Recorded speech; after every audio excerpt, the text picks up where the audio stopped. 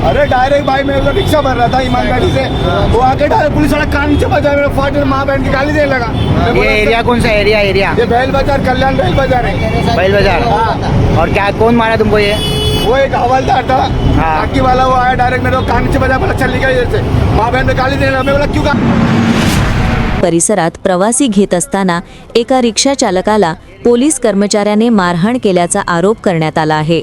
अचानक झालेल्या या प्रकारामुळे रिक्षा चालक जखमी झाला असून त्याच्या रिक्षाचेही नुकसान झाल्याची माहिती आहे।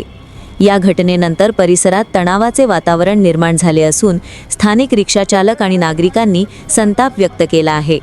पोलिसांकडून अशा प्रकारची वर्तणूक अयोग्य असल्याची प्रतिक्रिया नागरिकांकडून येत आहे। दरम्यान या प्रकरणाची वरिष्ठ पोलीस अधिकाऱ्यांनी दखल घेतली असून चौकशी सुरू आहे। चौकशीनंतर दोषी आढळल्यास संबंधित पोलीस कर्मचाऱ्यावर कडक कारवाई करण्यात येईल असे आश्वासन प्रशासनाकडून देण्यात आले आहे।